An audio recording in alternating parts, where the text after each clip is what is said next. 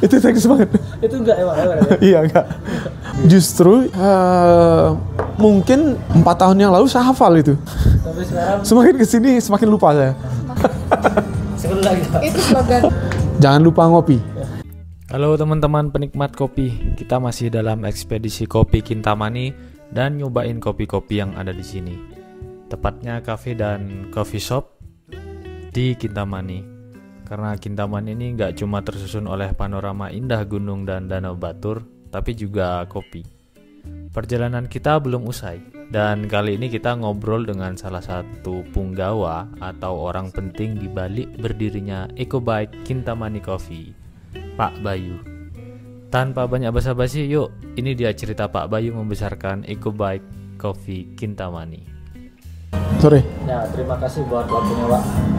Ya, mungkin bisa kenalan dulu Pak. Pak Bayu lahirnya di mana, asal mana, kemudian dulu pendidikan terakhirnya apa, terus gimana tuh Pak ceritanya bisa bikin kafe yang hits kayak sekarang? Saya Bayu dari Bangli. Background saya sebenarnya bukan di dunia kopi. Background saya di arsitektur. Jadi kuliah saya di arsitektur. Sebelum terjun ke kopi pun pekerjaan saya ada di situ. Termasuk desain atau kontraktor juga. Jadi Bapak arsitek ya? Ya. Kelahiran Bangli? Ya, kelahiran Bangli. Ya, kelahiran Bangli. Pak, itu dari arsitektur ke kopi kan jauh sekali tuh, gimana ceritanya? Itu awal mulanya sebenarnya istri saya yang memang bisnisnya di kopi. Dan kebetulan saya juga penggemar kopi. Jadi nggak tahu gimana awalnya, tiba-tiba saya udah ikut aja di kerjaan itu. Dari awal membantu aja. Tahun berapa kira-kira? Itu tahun 2016. Ya, 2016. Lalu di tahun 2017 kita mulai yang di Kintamani. Jadi waktu itu di Kintamani kan nggak ada kopi shop. 2017 di Kintamani itu tidak ada kopi shop yang menyediakan specialty coffee. Ya, dan kebetulan waktu itu kita memang sering bolak-balik Kintamani untuk mencari green bean awalnya. Lalu kita mikir kenapa nggak buat di Kintamani gitu. Akhirnya bikinlah Ecobike. Ya, jadi namanya waktu itu Kintamani Coffee. Kintamani Coffee, nama brandnya Ecobike Coffee. Gitu. Ada 2 sih sebenarnya. Nama brandnya adalah Ecobike. Ecobike Coffee. Sekarang Ecobike Coffee. Iya, tapi kita sudah terlanjur dikenal dengan nama Kintamani Coffee juga. Oke. Iya. Jadi lebih ke Kintamani Coffee-nya. Iya, karena waktu itu lebih banyak orang menyebutnya Kintamani Coffee. Ya, jadi makanya kalau Kintamani Coffee ya kita. Gitu.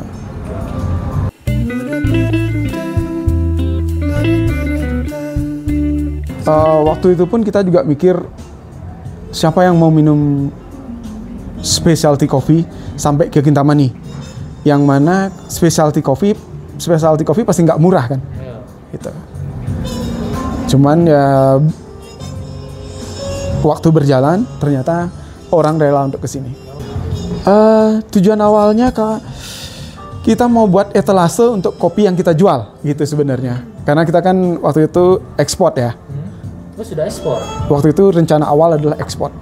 Gitu. Cuman akhirnya kenapa nggak kita buat etalasenya gitu. Tapi akhirnya keterusan menjadi kafe. Kafe yang ya seperti kafe gitu. Bukan hanya etalase awal. Ya. Berarti kan jauh sebelum 2016 Bapak suka kopi dan punya rencana untuk ekspor berarti gitu. Ya.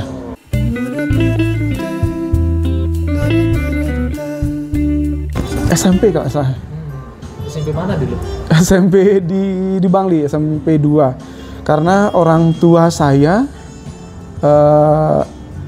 pegawai negeri, tapi juga ada ngolah kebun. Di sini? Nama desanya Pengotan. Kurang lebih 20 menit dari sini. Enggak. 15 menit mungkin dari sini ke arah turun. Itu tahun 1993 mungkin ya, 93 94 gitu. Dari situ kayaknya. Ya. Jadi di rumah itu memang sering sering jemur kopi. Karena tahun itu yang kita tahu cuma natural aja.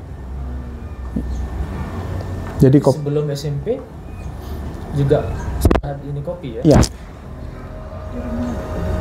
Di rumah. Minum ya, tapi minumnya rutin baru SMP. Iya. Kalau SD mungkin masih belum boleh. SD itu kayaknya di mana-mana SD anaknya nyuri kopi deh. Oh gitu ya, Pak. Di sini Pak yang mulai. Di mana-mana. Jadi minum punya orang tua kan. Ya. Pasti coba-coba.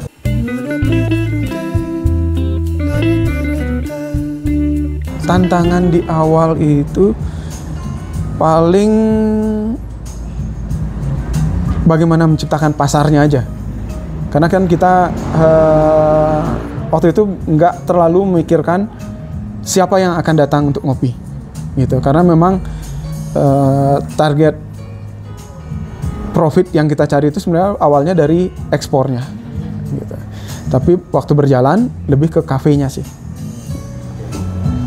Berarti sampai sekarang ekspor, Pak? Ekspornya justru yang nggak jadi. Kafenya yang jadi? Iya. Oke. Pak, ini saya dengar juga Eco Bike itu proses kopinya dari hulu sampai hilir, dari seeds from to cups. Iya. Boleh cerita nggak tuh di kebunnya di mana, terus berapa produksinya sehari? Jadi waktu 2017 kita itu 2017 sampai 2018 kita masih membeli green bean dari beberapa petani. Kemudian kita orang tua Bapak punya kebun di mana tadi? Enggak. Itu kebun yang beda. Karena ketika saya SMA, kebun itu udah nggak ada. Karena kebun itu ternyata ngontrak. Gitu. Jadi itu terputus. Iya. Dan saya tahu kebun itu ngontrak pun setelah saya mulai kuliah. Gitu. Nandu gitu ya Pak? Kenapa? Nandu itu gimana? Oh, kalau istilahnya orang Bali itu kayak gitu, nanduin aja gitu. Enggak, memang kontrak. Iya. Udah kebun itu selesai kontrak itu kayaknya waktu awal saya mulai kuliah udah selesai kontraknya. Jadi di situ terputus. Kita nggak pernah ngurus kopi lagi. Gitu. Dari tahun itu nggak pernah lagi saya berhubungan sama kopi. Lalu di tahun 2016 itu mulai lagi. Gitu. Ya, jadi kita, bisa dibilang nggak ada lagi urusan bener-bener putus hubungan sama kopi, kecuali minum kopi. Ya, karena kuliah arsitektur itu biasanya mahasiswa yang agak-agak seperti saya suka begadang kan. Ya, sebenarnya sih mungkin yang rajin nggak usah begadang, ya kan? Cuman yang kayak saya kayak tugas bisa dikerjakan nanti, ya kan? SKS. Kopi lah yang banyak, gitu. Jadi kalau cinta kopi itu bukan karena pekerjaan, bukan karena kerja di bidang kopi, karena memang aslinya suka sama kopi, gitu. Jadi 2016 mulai punya kebun kopi lagi? Belum. Kita mulai kontrak kopi kebun itu 2019. Tapi kita mulai produksi dari tahun 2018. Jadi kita membeli cherry. Alasan kita membeli cherry, kenapa tidak membeli green bean? Untuk saat ini karena kita pengen menjual kopi sesuai yang kita pengenin. Karena bagi kita kayaknya petani juga tidak suka didikte kan. Jadi kalau memang mau seperti itu ya mau tidak mau kita harus lakukan sendiri. Karena saya yakin setiap processing station itu punya karakternya sendiri. Jadi kalau kami pengen seperti yang kami mau, ya kerjakan sendiri. Gitu. Makanya akhirnya kita 2018 membuat processing station sendiri. Ada roastery dan lain-lain. From seeds to cup mulai 2019 ya. 2018 ya. Dan berdirinya ini 2017. Ya. Bulan apa Pak? Oktober tanggal 1 officialnya.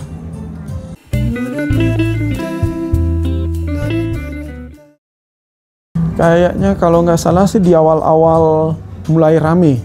Saking semangatnya, saya pernah tidur di sini juga. Iya, tidur di sofa. Tutupnya jam berapa, Pak? Sebelum COVID kita itu pernah tutup jam 7 malam. Kalau sekarang kan jam 8. Waktu COVID hanya sampai jam 6 kalau nggak salah.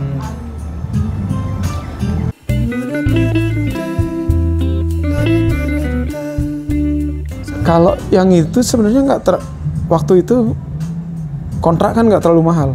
Oh gitu. Ya, kontrak itu mahal 3 tahun setelah itu melonjak. Ketika semua orang membuat kafe, kontrak jadi tinggi semua kan sepanjang ini. Gitu. Setelah mulai rame. Iya. Main ke Kintamani buat ngopi gitu. Iya. 3 tahun setelah 2017 baru. Iya. Pas sebelum COVID kalau nggak salah mulai banyak. Kemudian tadi Bapak juga cerita ternyata 2019 Eco Bike Coffee Kintamani ini dan from seeds to cup ya, Ya. Pak ya. Nah, sejauh ini proses dari hulu ke hilir dari seeds to cups itu saya dengar pakai SOP SCAI ya Pak ya, atau punya SOP sendiri? Kita pakai SOP kita sendiri. Asalnya dari mana tuh Pak? Belajar? Itu perpaduan ya, karena tiap tahun kita selalu improve style kita. Oh gitu. Cuman yang kita pakai patokan itu waktu pertama kali saya belajar itu ada temen roaster dari Jepang sama prosesor dari Vietnam. Gitu. Jadi kalau bisa dibilang yang mengajari saya cara itu dua orang ini. Ya. Setelah itu ya harus belajar kan. Jadi mungkin yang diterapkan di Vietnam nggak selalu bagus diterapkan di sini. Makanya kita mulai yang diterapkan di Vietnam ada yang kita kurangin, ada yang kita tambahin. Mix jadinya. Ya. Apa Pak contohnya yang diterapkan di Vietnam tapi nggak terlalu bisa diterapkan di sini? Yang sekarang ya. Kalau dulu contoh untuk fully wash. Nah, kalau dulu kita diajarin itu untuk menghindari mold, cucinya tuh benar-benar sampai kering banget, ya kan?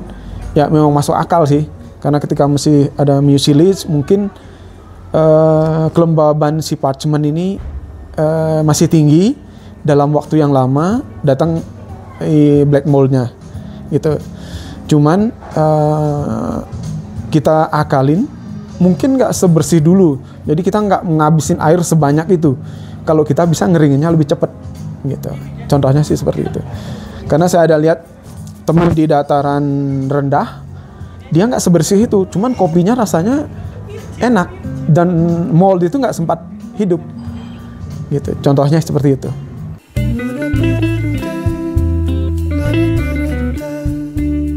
Tahun 2016 kalau nggak salah. Ya. Oh, berarti sebelum sharing dengan teman di Vietnam dan Jepang sudah SCAI. Iya. Karena waktu itu kan kita masih sourcing bin, kita beli bin dari petani. Sama ya bener ada sih ngajarin petani gitu, cuman baru berdasarkan dari apa yang kita pelajari dari tempat lain. Dan kita juga ada belajar dari temen di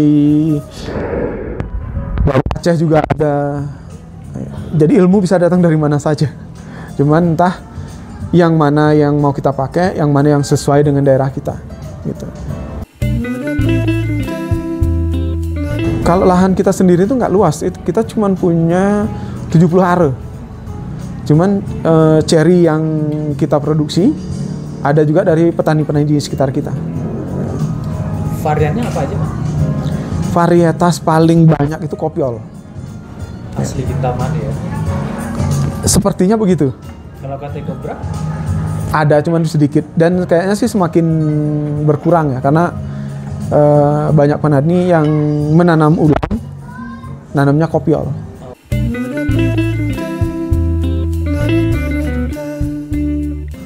Jadi ada dua, yang kita suka atau yang ngasilin uang.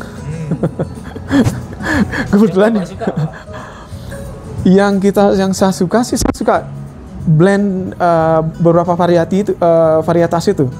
Jadi saya nggak mesti single varietas dari si kebun ini, walaupun jarang, nggak segampang itu juga dapat, kecuali yang kebun yang baru ya, baru mereka nanam single varietas ya, gitu. Cuman kalau customer kita kayak yang dari Jepang gitu, mereka memang sukanya kopiol aja. Jadi sama partner kita yang barista, roaster juga, yang lebih dia promosikan ke pelanggannya itu ya kopiol itu. Kalau yang ngasilin cuan ya. Kenapa? Kalau yang lebih cuan disenengin orang. Tadi kan Bapak jawab yang Bapak seneng tuh. Yang saya suka itu sih sebenarnya ya mix. Tapi di sini sih nggak. Kalau dari customer kita sih nggak sebanyak itu yang mikirin harus kopiol gitu. Sekarang ini Pak, antara specialty coffee yang Bapak pertahankan itu kan berarti harus di ini tertentu ya, lokasi tertentu. Kalau specialty coffee itu kan kalau nggak salah dia harus tumbuh di kawasan tertentu. Nggak seperti itu ya Pak? Enggak, setahu sih saya sih enggak ya. Cuman kalau untuk Arabica ya, kita punya Arabica dari dataran terendah itu di 900 mdpl. Cuman kita pisahkan, karena yang Kintamani mulai di 1200 sampai 1300. Cuman kita pisahkan. Cuman kalau dari scoring sih dua-duanya juga itu specialty. Oh, kalau dari scoringnya. Iya. Oh. Nah Pak, kemarin kan sempat tuh naik turun biji kopi. Bapak terdampak nggak? Nah itu untungnya kami memproduksi sendiri green bean kan. Ya, terdampak sudah pasti karena harga bahan baku jadi tinggi sekali. Ya, tapi kalau dampak yang kita rasakan kayaknya sih nggak sekeras dampak yang dirasakan oleh roastery yang membeli green bean. Dampak pasti terasa sekali. Karena terbantu sama lahan 70 are itu ya Pak ya? 70 are itu sebenarnya sih ngasilin kopinya nggak banyak sih, paling bisa ngasilin 400, itu udah banyak banget. 400 kilo? 400 kilo udah banyak banget. Sebenarnya berapa sih Pak kebutuhan kopi di EcoBite untuk satu semester itu? Bisa berapa ton? 1 tahun. 1 tahun berapa ton? 1 tahun itu mungkin 1,5. Itu green bean? Green bean. 1,5 ton ya? Iya, 1,5. Dengan perkiraan satu hari itu 200 lebih cup ya Pak? Kalau dirata-ratakan ya mungkin ya. 200 cup lah sehari. Karena kadang kan bisa aja satu hari ada 50. Cuman hari nantinya ada yang 250 seperti itu. Karena nggak selalu rame kan. Biasanya ramenya apa Pak? Weekend? Hari libur, weekend, ya hari raya. Ya. Buat kita juga jual roasted bean, ada yang online juga. Jadi itu juga membantu. Sehari bisa berapa cup Pak kalau pas rame-rame gitu? Yang itu saya sama sekali nggak kurang. Oke Pak. Pak kemarin kan sudah ngelewatin COVID tuh, sempat tutup juga kan saya dengar. Itu gimana Bapak ngelewatin? Di sisi lain kan pasti ada operasional yang harus tetap. Iya. Jadi kalau dibanding daerah lain di Bali, kayaknya sih Kintamani lumayan yang paling survive ya. Jadi yang kita bilang itu survive. Jadi kan kita nggak mungkin mikirin profit. Tutup memang sempat tidak melayani dine-in juga, hanya bisa take away. Cuman sih kita aman-aman aja. Pengurangan karyawan waktu itu hanya mengurangi jam kerja. Ya. Tapi itu sudah bagus sekali dibanding daerah lain kan. Berarti nggak sempat tutup sama sekali Pak? Tutup hanya karena memang instruksi tutup. Ya, jadi bukan karena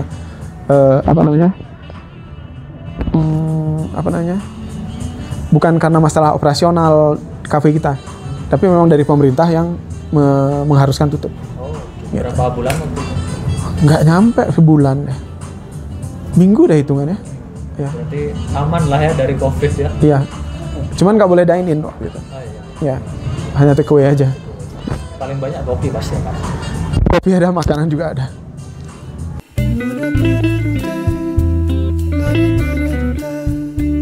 Sebenarnya bukan sepeda aja, tapi lebih ke eco-tour.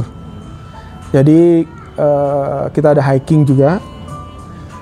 Cuman yang paling digemari ya sepeda. Gitu. Jadi bike itu mewakili adventure-nya. Gitu. Bapak pengen nawarkan ngopi dan adventure di saat yang bersamaan gitu. Sepeda dan kopi. Jadi waktu sepedaan ada jeda waktu berhenti di spot tertentu, kita nyeduh kopi. Disediain dari sini. Ya. Itu ide dari mana? Saya lupa punya siapa idenya itu. Yang jelas bukan ide saya itu. Tapi bertahan sampai sekarang. Bertahan sampai sekarang. Dan banyak peminatnya, Pak? Banyak. Dalam sebulan bisa berapa? Enggak. Kalau sebulan itu sih nggak banyak ya. Paling rekor itu sebulan berapa orang ya? 25-an deh kayaknya. Tracknya di mana, Pak? Trek favorit itu dari sini ke kebun kopi, lewati hutan pinus, sampai di Bangli. Sampai Bangli Kota? Di rumah saya. Oh, di Pengotan. Enggak, namanya itu Banjar Gunaksa. Oh, di Bangli. Ya. Sampai di situ. Sebenarnya di situ udah finish. Cuman beberapa tamu pengen lanjut goes balik ke sini. Oh, berarti kan treknya turunan gitu ya untuk yang orang-orang yang jarang berolahraga pun sebenarnya masih friendly gitu ya, Pak ya. Kok yang balik ke sininya itu yang agak Yang kita pakai kan e-bike. Oh, jadi dibantu. Listriknya. Ada listrik. Gitu. Jadi dia bisa assist. Jadi jalan tanjakan pun berasa kayak Yang jalan datar. biasa, Ya. Itu udah saya survei saya sendiri, orang yang nggak pernah olahraga. Bisa. Bisa. Artinya semua orang bisa.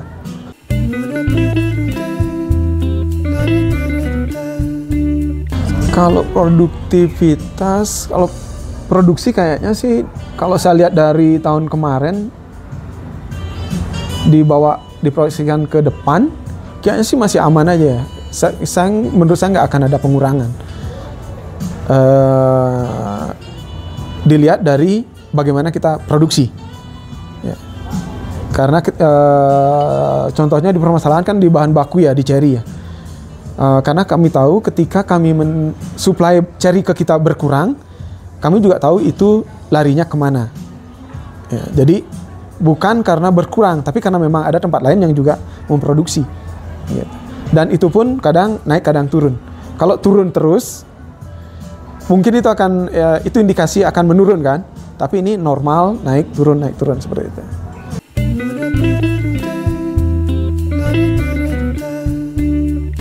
Sebenarnya sih banyak yang bilang itu ngaruh ya. Saya nggak tahu ya beberapa tahun ke depan yang akan ngaruh. Tapi begini, kemarin 2019 kami hanya 2019 kami hanya memproduksi kopi dari ketinggian 1100 sampai 1300. Yang artinya kita harus mencari daerah tinggi, ya kan? Dari setahun yang lalu kami justru juga mendapat suplai kopi dari daerah yang lebih rendah, dari 900, dari Pengotan itu contohnya, yang sama. Dengan varietas yang sama, gitu. Yang artinya yang sebelumnya nggak nanam kopi, Jadi bisa. mereka juga akhirnya nanam kopi lagi. Yang awalnya hanya di daerah tinggi, dataran yang 1100 ke atas atau 1000 ke atas, sekarang di bawah itu juga ada. Dan kalau untuk dari kualitas sih mungkin tidak sebagus yang di dataran lebih tinggi ya. Tapi tahun ini kita buktikan permintaannya juga lumayan. Ada juga penggemarnya gitu.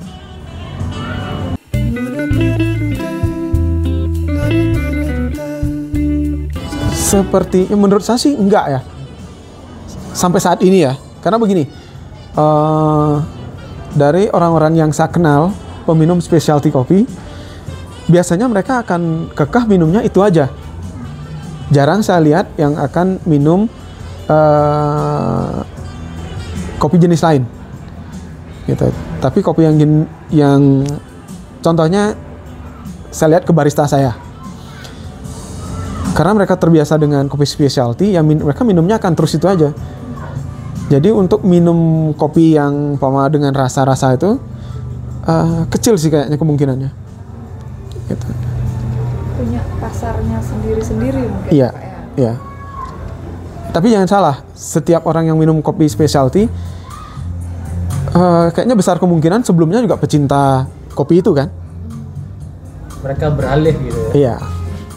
Oh, jadi ada kemungkinan juga kan sekarang kan orang makin banyak dengan kopi-kopi yang Iya. dengan rasa-rasa itu. Sekali nanti nyoba specialty kopi, mungkin pasarnya specialty kopi akan Iya. meningkat gitu ya Pak ya. Kurang lebih seperti Ada itu. kemungkinan seperti itu ya.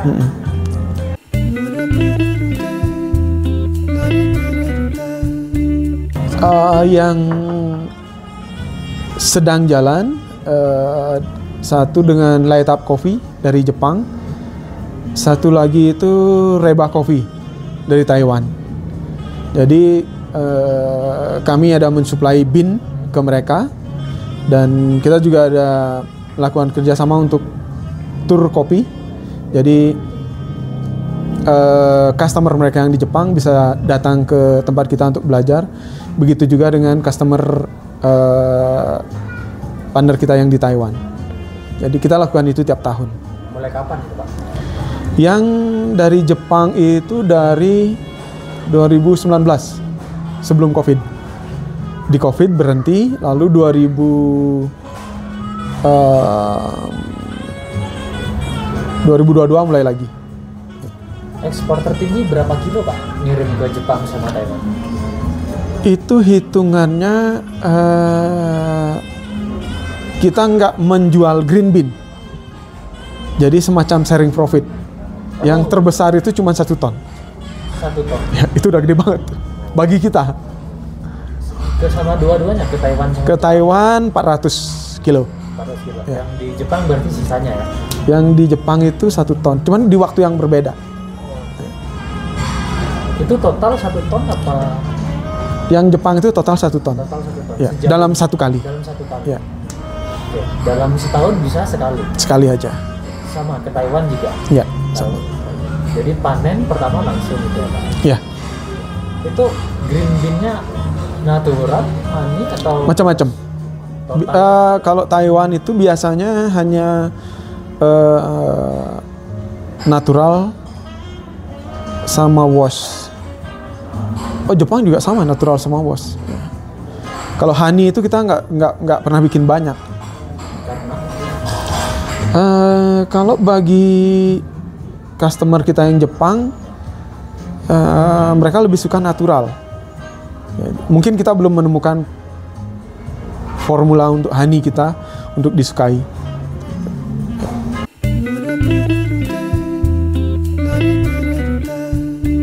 gitu. Itu teknis banget loh. Saya aja nggak hafal. Itu teknis banget. Itu enggak emang. Iya enggak. Justru mungkin 4 tahun yang lalu saya hafal itu. Tapi sekarang Semakin kesini semakin lupa saya. Semakin lebih bukan ke teks gitu ya Pak ya, Iya. tapi lebih ke teknisnya gitu. Iya, jadi kayak kapan hari ada anak sourcing itu ke tempat saya itu, jadi dia lebih hafal. Yang defeknya sekian, harus fresh crop, apa gitu, saya lupa. Kayaknya saya cuma ingat itu setahun aja deh. ada Tahun-tahun ke depan ingatnya gimana Jadi- caranya naik profit gitu ya. Jadi yang paling basic itu sih, paling umum itu kita kenalnya kan di skornya. Gitu. Jadi terlepas dari semuanya harus fresh crop dan sebagainya, defect dan sebagainya itu kesimpulannya kan di skor. Jadi specialty itu skor di atas 80. di bawahnya itu premium. Gitu. Ya, dari penilaian. Ya, mulai dari berapa sampel, ada berapa defect dan sebagainya itu. Itu ada di form SCI ada. Berarti udah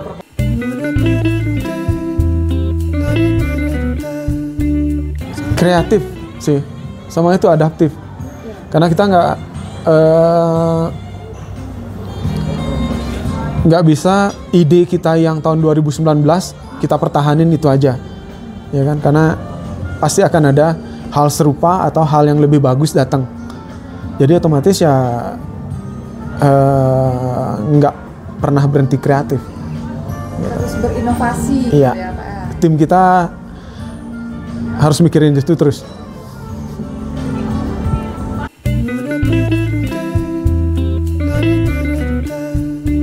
Coba ya Pak ya. Kita pernah ada di salah satu gerainya bank nasional juga. Jadi kayak konsep mereka itu bank, di dalamnya ada coffee shop. Cuman berapa ya? Setahun atau 2 tahun saya lupa. Di Bali.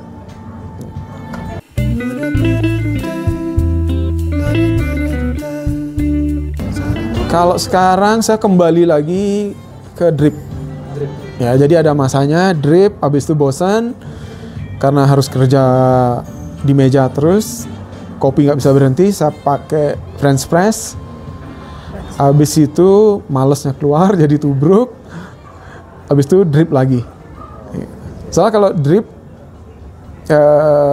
kalau untuk kerja di meja yang lama, drip buatnya 4 menit atau 5 menit dengan persiapannya, 2 menit udah habis. Kalau French press saya bisa tuang-tuang terus. Makasih Pak Bayu. Sama-sama. Jangan lupa ngopi.